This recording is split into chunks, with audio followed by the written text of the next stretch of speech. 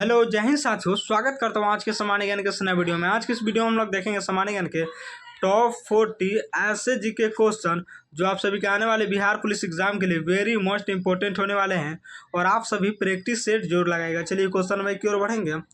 Question number 1 में पूछे जा रहा है, मगध के किस शासक ने वैशाली के वज्जी संघ को पराजित करने के लिए अपने मंत्री व शासकर को महात्मा बुद्ध के पास सलाह लेने के लिए भेजा था। मगध के किस शासक ने वैशाली के वज्जी संघ को पराजित करने के लिए अपने मंत्री व शासकर को महात्मा बुद्ध के पास सलाह लेने के लिए भेजा था। तो याद रखिएगा, अपने मंत्री व शासकर को महात्मा बुद्ध के पास सलाह लेने के लिए भेजा था कौन? तो अजात शत्रु। याद रखिएगा, क्वेश्चन नंबर 1 का ये बिल्कुल सही जवाब हो जाएगा। अजात शत्रु जो है मंत्री व शासकर को महात्मा बुद्ध के पास सलाह लेने के लिए भेजा था। चलिए क्वेश्चन नंबर 2 की ओर बढ़ेंगे। क्वेश्चन नंबर 2 में पूछा जा रहा है, भारतीय संविधान के किस विशिष्ट अनुच्छेद के तहत संसद को यह अधिकार प्राप्त है कि वह 2 या 2 से अधिक राज्यों के लिए एक ही साझा राज्यपाल कॉमन गवर्नर की नियुक्ति का प्रावधान कर सकती है? भारतीय संविधान के किस विशिष्ट अनुच्छेद के तहत संसद को यह अधिकार प्राप्त है कि वह 2 या 2 से अधिक राज्यों के लिए एक ही साझा राज्यपाल कॉमन गवर्नर की नियुक्ति का प्रावधान कर सकती है? तो याद रखिएगा, कॉमन गवर्नर नियुक्ति का प्रावधान कर सकती है अनुच्छेद 153 के तहत। क्वेश्चन नंबर 2 का भी बिल्कुल सही जवाब हो जाएगा। अनुच्छेद 153 के तहत जो है कॉमन गवर्नर की नियुक्ति का प्रावधान कर सकती है। चलिए क्वेश्चन नंबर 3 की ओर बढ़ेंगे। क्वेश्चन नंबर 3 में पूछा जा रहा है, आधुनिक नाभिकीय भौतिकी में प्रयुक्त ड्यूटेरियम ऑक्साइड भारी जल का आणविक द्रव्यमान मोलिक्यूलर मास सामान्य जल की तुलना में कितना होता है? आधुनिक नाभिकीय भौतिकी में प्रयुक्त ड्यूटेरियम ऑक्साइड भारी जल का आणविक द्रव्यमान मोलिक्यूलर मास सामान्य जल की तुलना में कितना होता है? तो मोलिक्यूलर मास जो है सामान्य जल की तुलना में कितना होता है? तो याद रखिएगा 20 AMU होता है, 20 AMU। क्वेश्चन नंबर 3 का सी बिल्कुल सही जवाब हो जाएगा, 20 AMU होता है। चलिए क्वेश्चन नंबर 4 की ओर बढ़ेंगे। क्वेश्चन नंबर 4 में पूछा जा रहा है, वर्ष 1942 के भारत छोड़ो आंदोलन के दौरान बिहार के किस जिले में क्रांतिकारियों ने उत्तरी भाग में समानांतर आज़ाद सरकार की स्थापना की थी? वर्ष 1942 के भारत छोड़ो आंदोलन के दौरान बिहार के किस जिले में क्रांतिकारियों ने उत्तरी भाग में समानांतर आज़ाद सरकार की स्थापना की थी? तो याद रखिएगा, क्रांतिकारियों ने उत्तरी भाग में समानांतर आज़ाद सरकार की स्थापना की थी। तो याद रखिएगा भागलपुर में। क्वेश्चन नंबर 4 का डी बिल्कुल सही जवाब हो जाएगा, भागलपुर। चलिए क्वेश्चन नंबर 5 की ओर बढ़ेंगे। क्वेश्चन नंबर 5 में पूछा जा रहा है, जब प्रकाश की एक किरण एक माध्यम से दूसरे माध्यम में तिरछी प्रवेश करती है तो प्रकाश के किस रंग का अपवर्तन रिफ्रैक्शन सबसे अधिक होता है? जब प्रकाश की एक किरण एक माध्यम से दूसरे माध्यम में तिरछी प्रवेश करती है तो प्रकाश के किस रंग का अपवर्तन रिफ्रैक्शन सबसे अधिक होता है? तो याद रखिएगा, तो प्रकाश के किस रंग का अपवर्तन रिफ्रैक्शन सबसे अधिक होता है? तो बैगनी रंग का जो है रिफ्लेक्शन आवर्तन जो है सबसे अधिक होता है। क्वेश्चन नंबर 5 का ये बिल्कुल सही जवाब हो जाएगा। चलिए क्वेश्चन नंबर 6 की ओर बढ़ेंगे। क्वेश्चन नंबर 6 में पूछा जा रहा है, शेर शाह सूरी के केंद्रीय प्रशासनिक ढांचे में दीवान ए इंसा विभाग का मुख्य उत्तरदायित्व निम्नलिखित में से क्या था? शेर शाह सूरी के केंद्रीय प्रशासनिक ढांचे में दीवान ए इंसा विभाग का मुख्य उत्तरदायित्व निम्नलिखित में से क्या था? याद रखिएगा, दीवान ए इंसा विभाग का मुख्य उत्तरदायित्व जो है राजकीय आदेशों को लिखना और शाही पत्राचार का प्रबंधन करना था। दीवान ए इंसा का विभाग का मुख्य उद्देश्य राजकीय आदेशों को लिखना और शाही पत्राचार को प्रबंधन करना था। पत्राचार को प्रबंधन करना। क्वेश्चन नंबर 6 का ये बिल्कुल सही जवाब हो जाएगा।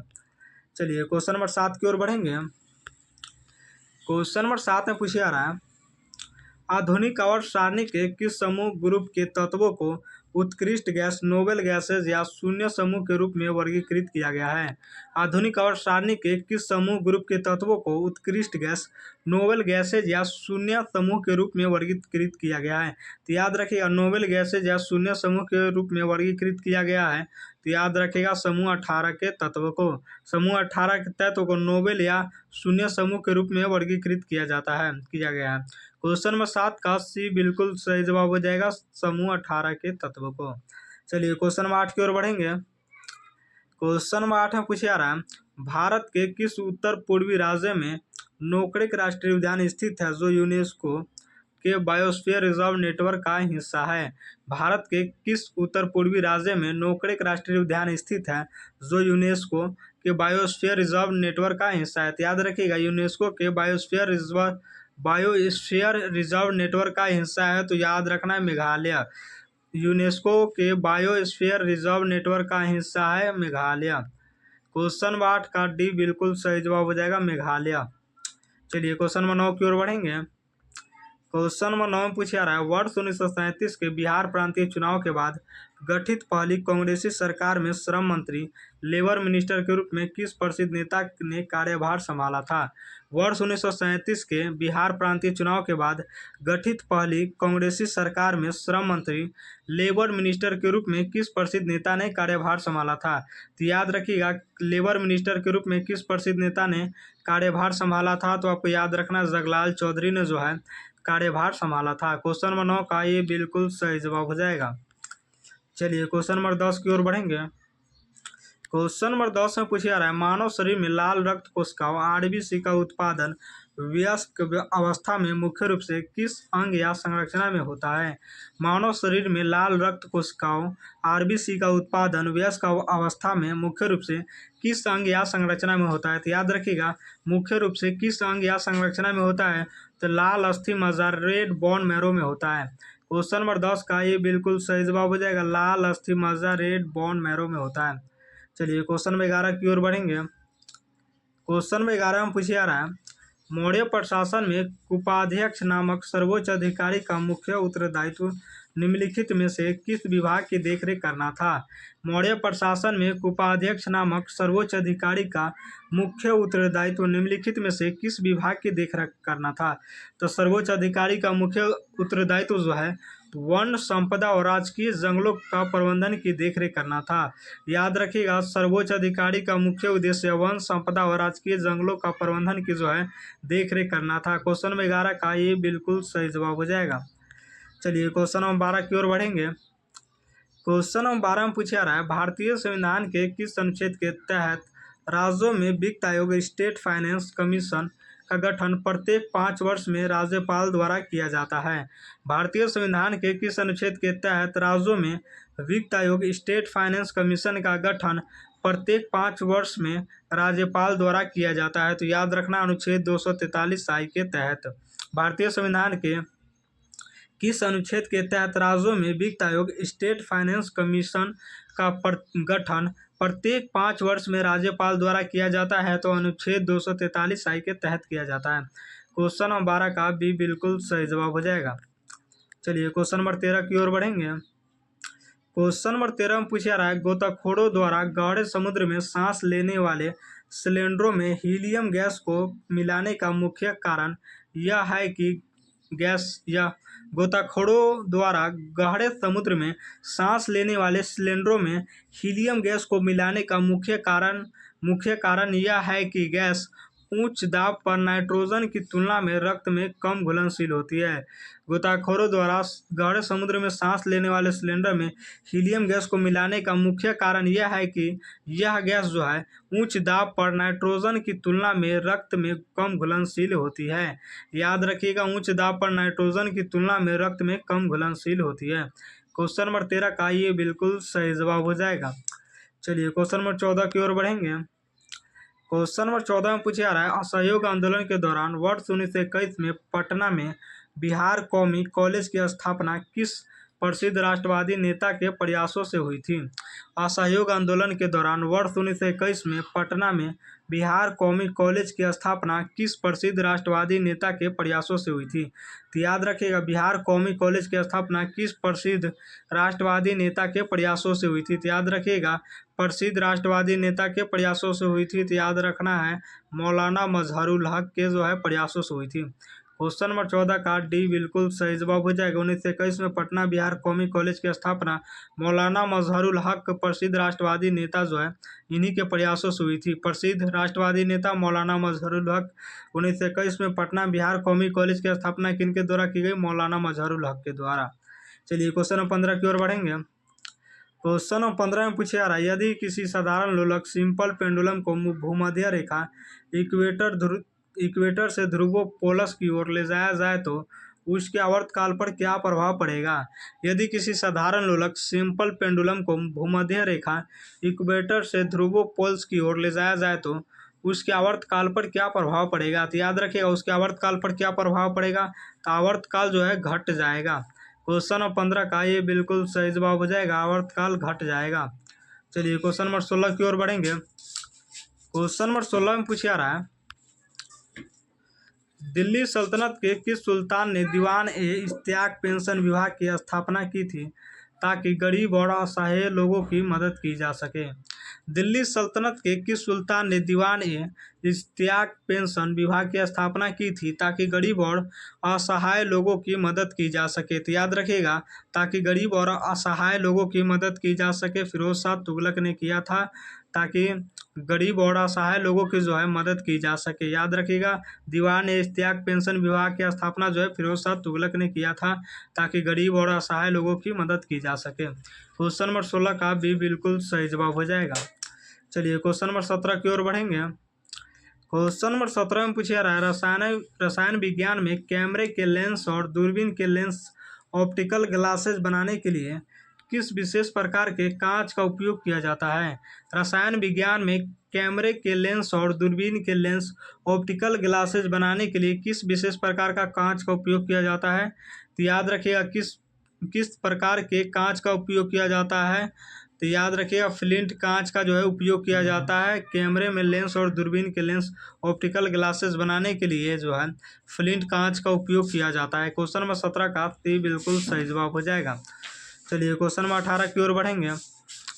क्वेश्चन नंबर 18 में पूछा रहा है, बिहार का वह कौन सा एकमात्र जिला है जो पूर्व में पूर्णिया जिला और उत्तर में सीधे तौर पर नेपाल देश के साथ अपनी भौगोलिक सीमा साझा करता है। बिहार का वह कौन सा एकमात्र जिला है जो पूर्व में पूर्णिया जिला और उत्तर में सीधे तौर पर नेपाल देश के साथ अपनी भौगोलिक सीमा साझा करता है। तो याद रखिएगा क्वेश्चन नंबर 18 का डी बिल्कुल सही जवाब हो जाएगा, किशनगंज।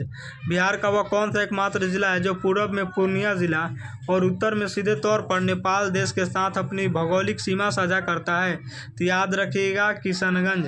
क्वेश्चन नंबर 18 का डी बिल्कुल सही जवाब हो जाएगा, किशनगंज। चलिए क्वेश्चन नंबर 19 की ओर बढ़ेंगे। क्वेश्चन नंबर 19 से पूछा रहा है, वर्ष 1917 के चंपारण सत्याग्रह की जांच के लिए गठित चंपारण एग्रियन कमेटी के अध्यक्ष निम्नलिखित में से कौन ब्रिटिश अधिकारी थे। वर्ष 1917 के चंपारण सत्याग्रह की जांच के लिए गठित चंपारण एग्रियन कमेटी के अध्यक्ष निम्नलिखित में से कौन ब्रिटिश अधिकारी थे। तो याद रखिएगा कौन ब्रिटिश अधिकारी थे, तो एफ.जी. सलाई थे। क्वेश्चन नंबर 19 का ये बिल्कुल सही जवाब हो जाएगा, एफ.जी. सलाई। चलिए क्वेश्चन नंबर 20 की ओर बढ़ेंगे। क्वेश्चन नंबर 20 से पूछा रहा है, मानव शरीर की उत्सर्जन प्रणाली में नेफ्रॉन की दूरस्थ समालित नलिका डीसीटी में पानी के अवशोषण को नियंत्रित करने वाला मुख्य हार्मोन कौन सा है। मानव शरीर की उत्सर्जन प्रणाली में नेफ्रॉन की दूरस्थ समालिक नलिका डीसीटी में पानी के अवशोषण को नियंत्रित करने वाला मुख्य हार्मोन कौन सा है। तो याद रखिएगा डीसीटी में पानी का अवशोषण को नियंत्रित करने वाला मुख्य हार्मोन जो है कौन सा है, तो याद रखिएगा anti diuretic hormone ADH. Question 20 का ये बिल्कुल सही जवाब हो जाएगा, एंटी ड्यूरेटिक हार्मोन एडीएच। चलिए क्वेश्चन में 21 की ओर बढ़ेंगे। क्वेश्चन में 21 में पूछा रहा है, बिहार के किस आधुनिक जिले में प्राचीन काल का प्रसिद्ध विक्रमशिला महाविहार स्थित था जिसकी स्थापना पाल राजा धर्मपाल ने की थी। बिहार के किस आधुनिक जिले में प्राचीन काल का प्रसिद्ध विक्रमशिला महाविहार स्थित था जिसकी स्थापना पाल राजा धर्मपाल ने की थी। तो याद रखिएगा भागलपुर। बिहार के किस आधुनिक जिले में प्राचीन काल का प्रसिद्ध विक्रमशिला महाविहार स्थित था जिसकी स्थापना पाल राजा धर्मपाल ने की थी। तो याद रखिएगा भागलपुर में स्थित है जिसकी स्थापना जो है पाल राजा धर्मपाल ने की थी। क्वेश्चन में 21 का ये बिल्कुल सही जवाब हो जाएगा। चलिए क्वेश्चन नंबर 22 की ओर बढ़ेंगे। क्वेश्चन नंबर 22 में पूछा रहा है, भारतीय संविधान के किस अनुच्छेद के तहत संघ लोक सेवा आयोग यूपीएससी के कार्यों का विस्तार करने की शक्ति देश की संसद को प्राप्त है। भारतीय संविधान के किस अनुच्छेद के तहत संघ लोक सेवा आयोग यूपीएससी के कार्यों का विस्तार करने की शक्ति देश की संसद को प्राप्त है। तो याद रखिएगा अनुच्छेद 321 के तहत जो है भारतीय संविधान के किस अनुच्छेद के तहत संघ लोक सेवा आयोग यूपीएससी के कार्यों का विस्तार करने की शक्ति जो है देश की संसद को प्राप्त है? तो याद रखिए अनुच्छेद 321 के तहत यूपीएससी के कार्यों के विस्तार की शक्ति जो है देश की संसद को प्राप्त है, अनुच्छेद 321 के तहत। क्वेश्चन नंबर 22 का बी बिल्कुल सही जवाब हो जाएगा। चलिए क्वेश्चन नंबर 23 की ओर बढ़ेंगे। क्वेश्चन नंबर 23 में पूछा रहा है, आधुनिक रसायन विज्ञान में आंशिक दाब का नियम लॉ ऑफ प्रैक्टिकल प्रेशर वर्ष 1801 में किस वैज्ञानिक द्वारा प्रतिपादित किया गया था? आधुनिक रसायन विज्ञान में आंशिक दाब का नियम लॉ ऑफ प्रैक्टिकल प्रेशर वर्ष 1801 में किस वैज्ञानिक द्वारा प्रतिपादित किया गया था? तो याद रखिएगा किस वैज्ञानिक द्वारा प्रतिपादित किया गया था, तो जॉन डाल्टन द्वारा जो है प्रतिपादित किया गया था। आंशिक दाब का नियम लॉ ऑफ प्रैक्टिकल प्रेशर वर्ष 1801 में किस वैज्ञानिक द्वारा प्रतिपादित किया गया था? John Dalton. याद रखिएगा लॉ ऑफ प्रैक्टिकल प्रेशर का आंशिक दाब का नियम जो है जॉन डाल्टन ने दिया था। कब दिया था? तो 1801 में दिया था। क्वेश्चन नंबर 23 का ये बिल्कुल सही जवाब हो जाएगा। चलिए क्वेश्चन नंबर 24 की ओर बढ़ेंगे। क्वेश्चन नंबर 24 में पूछा रहा है, बिहार में बहने वाली कोसी नदी गंगा नदी में किस स्थान पर आकर अपनी मुख्य धारा को समाहित करती है? बिहार में बहने वाली कोसी नदी गंगा नदी में किस स्थान पर आकर अपनी मुख्य धारा को समाहित करती है? तो याद रखिएगा कोसी नदी गंगा नदी में किस स्थान पर आकर अपनी मुख्य धारा को समाहित करती है? तो याद रखना है कुरुसेला कटिहार के स्थान पर आकर अपनी मुख्य धारा को जो है समाहित करती है। कुरुसेला कटिहार याद रखना है। क्वेश्चन नंबर 24 का डी बिल्कुल सही जवाब हो जाएगा। चलिए क्वेश्चन नंबर 25 की ओर बढ़ेंगे। क्वेश्चन नंबर 25 से पूछा रहा है, प्रकाश के किस वैज्ञानिक गुण के कारण जब प्रकाश की किरणें हवा की परतों के अलग अलग तापमान से गुजरती है तो रेगिस्तान में मरीचिका मिर्च की घटना दिखाई देती है? प्रकाश के किस वैज्ञानिक गुण के कारण जब प्रकाश की किरण हवा की परतों के अलग अलग तापमान से गुजरती है तो रेगिस्तान में मरीचिका मिर्च की घटना दिखाई देती है? तो याद रखिएगा पूर्ण आंतरिक परावर्तन के कारण, टोटल इंटरनल रिफ्लेक्शन के कारण जो है मरीचिका मिर्च की घटना दिखाई देती है। याद रखना है पूर्ण आंतरिक परिवर्तन के कारण। क्वेश्चन नंबर 25 का ये बिल्कुल सही जवाब हो जाएगा। चलिए क्वेश्चन नंबर 26 की ओर बढ़ेंगे। क्वेश्चन नंबर 26 में पूछा रहा है, मुगल केंद्रीय प्रशासन में दीवान ए तन नामक उच्च अधिकारी का मुख्य उत्तरदायित्व निम्नलिखित में से किस कार्य की देखरेख करना था? मुगल केंद्रीय प्रशासन में दीवान ए तन नामक उच्च अधिकारी का मुख्य उत्तरदायित्व निम्नलिखित में से किस कार्य की देखरेख करना था? तो याद रखिएगा उच्च अधिकारी का मुख्य उत्तरदायित्व निम्नलिखित में से किस कार्यों की देखरेख करना था? तो याद रखना जागीर और नगद वेतन का हिसाब रखना और वितरण करना था। जागीर और नगद वेतनों का हिसाब रखना और वितरण करना। क्वेश्चन नंबर 26 का ये बिल्कुल सही जवाब हो जाएगा। दीवान ए तन नामक उच्च अधिकारी का मुख्य उत्तरदायित्व जागीर और नगद वेतनों का हिसाब रखना और वितरण करना। चलिए क्वेश्चन नंबर 27 की ओर बढ़ेंगे। क्वेश्चन नंबर 27 में पूछा रहा है, रसायनों के औद्योगिक उत्पादन में सॉल्वे प्रक्रिया सॉल्वे प्रोसेस का उपयोग मुख्य रूप से किस व्यावसायिक उत्पाद के निर्माण के लिए किया जाता है? रसायनों के औद्योगिक उत्पादन में सॉल्वे प्रक्रिया सॉल्वे प्रोसेस का उपयोग मुख्य रूप से किस व्यावसायिक उत्पादों के निर्माण के लिए किया जाता है? तो याद रखिएगा सोडियम कार्बोनेट धावन सोडा के निर्माण के लिए किया जाता है। रासायनिक औद्योगिक उत्पादन में सॉल्वे प्रोसेस का उपयोग जो है सोडियम कार्बोनेट धावन सोडा का व्यावसायिक उत्पाद के निर्माण के लिए किया जाता है। क्वेश्चन नंबर 27 का सी बिल्कुल सही जवाब हो जाएगा। चलिए क्वेश्चन नंबर 28 की ओर बढ़ेंगे। क्वेश्चन नंबर 28 से पूछा जा रहा है, भारत के किस उत्तर पूर्वी राज्य में नमदफा राष्ट्रीय उद्यान स्थित है जो क्षेत्रफल की दृष्टि से देश के सबसे बड़े राष्ट्रीय उद्यानों में से एक है? भारत के किस उत्तर पूर्वी राज्यों में नमदफा राष्ट्रीय उद्यान स्थित है जो क्षेत्रफल की दृष्टि से देश के सबसे बड़े राष्ट्रीय उद्यानों में से एक है? याद रखना है जो क्षेत्रफल की दृष्टि से देश के सबसे बड़े राष्ट्रीय उद्यानों में से एक है, तो आपको याद रखना है अरुणाचल प्रदेश। क्वेश्चन नंबर 28 का डी बिल्कुल सही जवाब हो जाएगा। भारत के उत्तरी पूर्वी राज्य में नमदफा राष्ट्रीय उद्यान स्थित है जो क्षेत्रफल की दृष्टि से देश के सबसे बड़े राष्ट्रीय उद्यानों में से एक है। याद रखिएगा देश के सबसे बड़े राष्ट्रीय उद्यानों में से एक है अरुणाचल प्रदेश। क्वेश्चन नंबर 28 का डी बिल्कुल सही जवाब हो जाएगा। चलिए क्वेश्चन 29 की ओर बढ़ेंगे। क्वेश्चन 29 से पूछा जा रहा है, महात्मा गांधी ने वर्ष 1918 में गुजरात के खेरा में हुए किसान आंदोलन का नेतृत्व किया था। इस आंदोलन का मुख्य कारण क्या था? महात्मा गांधी ने वर्ष 1918 में गुजरात के खेरा में हुए किसान आंदोलन का नेतृत्व किया था। इस आंदोलन का मुख्य कारण क्या था? तो याद रखिएगा, इस आंदोलन का मुख्य कारण जो था, फसल नष्ट होने के बावजूद ब्रिटिश सरकार द्वारा लगान वसूली में छूट न देना। महात्मा गांधी ने वर्ष 1918 में गुजरात में हुए खेरा में हुए किसान आंदोलन का नेतृत्व किया था। इस आंदोलन का जो मुख्य कारण जो था, फसल नष्ट होने के बावजूद ब्रिटिश सरकार द्वारा लगान वसूली में छूट न देना। क्वेश्चन 29 का ये बिल्कुल सही जवाब हो जाएगा। चलिए क्वेश्चन नंबर 30 की ओर बढ़ेंगे। क्वेश्चन नंबर 30 में पूछा जा रहा है, मानव शरीर में प्रोटीन के पाचन को छोटी आंत में पूरी करने वाला ट्रिप्सिन एंजाइम मुख्य रूप से किस अंग द्वारा स्रावित होता है? मानव शरीर में प्रोटीन के पाचन को छोटी आंत में पूरा करने वाला ट्रिप्सिन एंजाइम मुख्य रूप से किस अंग द्वारा स्रावित होता है? तो याद रखिएगा, किस अंग द्वारा स्रावित होता है? तो अग्नाशय पैनक्रीज द्वारा जो है स्रावित होता है। क्वेश्चन नंबर 30 का भी बिल्कुल सही जवाब हो जाएगा। चलिए क्वेश्चन नंबर 31 की ओर बढ़ेंगे। क्वेश्चन नंबर 31 से पूछा जा रहा है, पाल वंश के किस प्रसिद्ध शासक के समय मगध के क्षेत्र में बौद्ध शिक्षा के प्रसार के लिए तिब्बत भिक्षु धर्मस्वामी ने बिहार की यात्रा की थी? पाल वंश के किस प्रसिद्ध शासक के समय मगध के क्षेत्र में बौद्ध शिक्षा के प्रसार के लिए तिब्बती भिक्षु धर्मस्वामी ने बिहार की यात्रा की थी? तो याद रखिएगा, रामपाल ने। पाल वंश के किस प्रसिद्ध शासक के समय मगध के क्षेत्र में बौद्ध शिक्षा के प्रसार के लिए तिब्बती भिक्षु धर्मस्वामी ने बिहार की यात्रा की थी? रामपाल ने। क्वेश्चन नंबर 31 का ये बिल्कुल सही जवाब हो जाएगा, रामपाल। चलिए क्वेश्चन नंबर 32 की ओर बढ़ेंगे। क्वेश्चन नंबर 32 में पूछा जा रहा है, भारतीय संविधान का कौन सा अनुच्छेद राज्यों को यह निर्देश देता है कि वे गोवध कैटल सेलुगेटर पर प्रतिबंध लगाएं और दुधारू पशुओं की नस्लों में सुधार करें? भारतीय संविधान का कौन सा अनुच्छेद राज्यों को यह निर्देश देता है कि वे गोवध कैटल सेलुगेटर पर प्रतिबंध लगाएं और दुधारू पशुओं की नस्लों में सुधार करें? तो याद रखिएगा, अनुच्छेद 48 के तहत जो है कैटल सेलुगेटर पर प्रतिबंध लगाए और दुधारू पशुओं की नस्लों को सुधार करने के लिए अनुच्छेद 48 के तहत लागू होता है।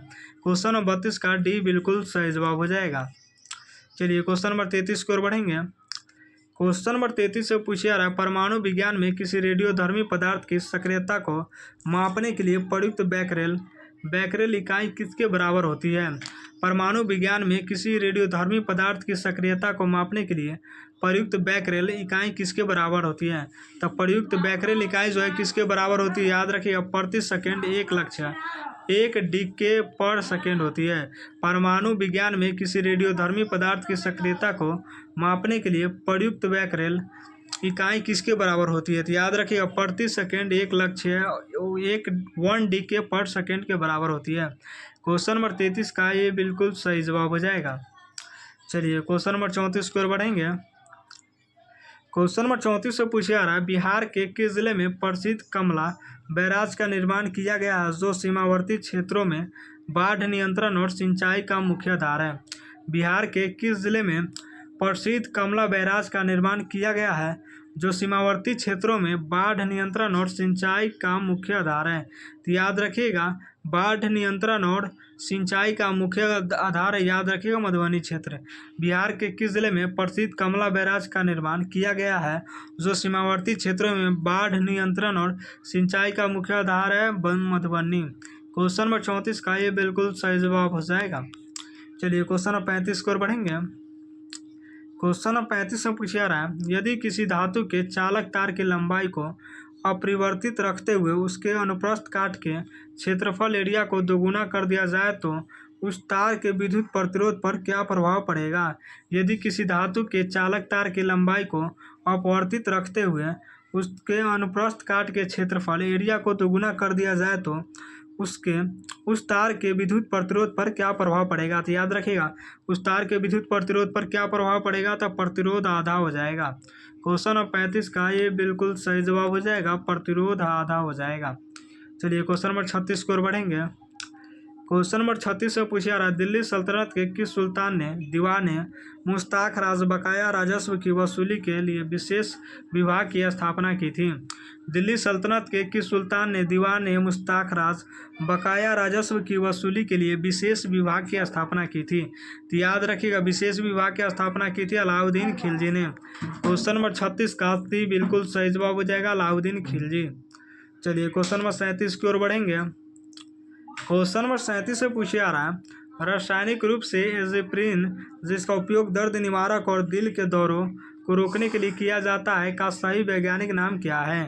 रासायनिक रूप से एजिप्रिन जिसका उपयोग दर्द निवारक और दिल के दौरों को रोकने के लिए किया जाता है का सही वैज्ञानिक नाम क्या है? तो याद रखिएगा, एजिप्रिन जिसका उपयोग दर्द निवारक और दिलों के दौरों के लिए दौरों को रोकने के लिए किया जाता है, इसका सही वैज्ञानिक नाम जो है एजिटाइल सैलिसिलिक एसिड है। याद रखिएगा, एस्पिरिन का रासायनिक नाम एजिटाइल सैलिसिलिक एसिड। क्वेश्चन नंबर 37 का ये बिल्कुल सही जवाब हो जाएगा। चलिए क्वेश्चन नंबर 38 की ओर बढ़ेंगे। क्वेश्चन नंबर 38 से पूछा जा रहा है, भारत के किस राज्य में सिमलीपाल राष्ट्रीय उद्यान और टाइगर रिजर्व स्थित है जो मयूरभंज जिलों के एक हिस्सा है? भारत के किस राज्य में सिमलीपाल राष्ट्रीय उद्यान और रिजर्व टाइगर स्थित है जो मयूरभंज जिले का एक हिस्सा है? तो याद रखिएगा, क्वेश्चन नंबर 38 का बिल्कुल सही जवाब हो जाएगा उड़ीसा। क्वेश्चन नंबर 38 का बिल्कुल सही जवाब हो जाएगा। चलिए क्वेश्चन नंबर 39 की ओर बढ़ेंगे। क्वेश्चन 39 से पूछा जा रहा है, वर्ष 1928 की प्रसिद्ध नेहरू रिपोर्ट को तैयार करने वाली समिति में कुल कितने सदस्य शामिल थे जिन्होंने भारत के भावी संविधान का मसौदा तैयार किया था? वर्ष 1928 की प्रसिद्ध नेहरू रिपोर्ट को तैयार करने वाली समिति में कुल कितने सदस्य शामिल थे जिन्होंने भारत के भावी संविधान का मसौदा तैयार किया? तो याद रखिए कि कुल कितने सदस्य शामिल थे, तो कुल 9 सदस्य शामिल थे जिन्होंने भारत के भावी संविधान का मसौदा तैयार किया था। कुल 9 सदस्य शामिल थे। क्वेश्चन 39 का बी बिल्कुल सही जवाब हो जाएगा। चलिए क्वेश्चन नंबर 40 की ओर बढ़ेंगे। क्वेश्चन नंबर 40 से पूछा जा रहा है, मानव शरीर में विटामिन B6 की अत्यधिक कमी के कारण कौन सा विशिष्ट शिकार या समस्या उत्पन्न हो जाती है? मानव शरीर में विटामिन B6 की अत्यधिक कमी के कारण कौन सा विशिष्ट विकार या समस्या उत्पन्न हो जाती है? तो याद रखिएगा, कौन सा विशिष्ट विकार या समस्या उत्पन्न हो जाती है, तो पेरीफेरल न्यूरोपैथी तंत्रिका शोथ जो है उत्पन्न हो जाती है। मानव शरीर में विटामिन B6 की अत्यधिक कमी के कारण जो है पेरीफेरल न्यूरोपैथी तंत्रिका शोथ का विकार जो है उत्पन्न हो जाती है, विशिष्ट विकार उत्पन्न हो जाती है। क्वेश्चन नंबर 40 का सी बिल्कुल सही जवाब हो जाएगा। और 40 में से आप सभी का कितना सही हुआ कमेंट जरूर कीजिएगा।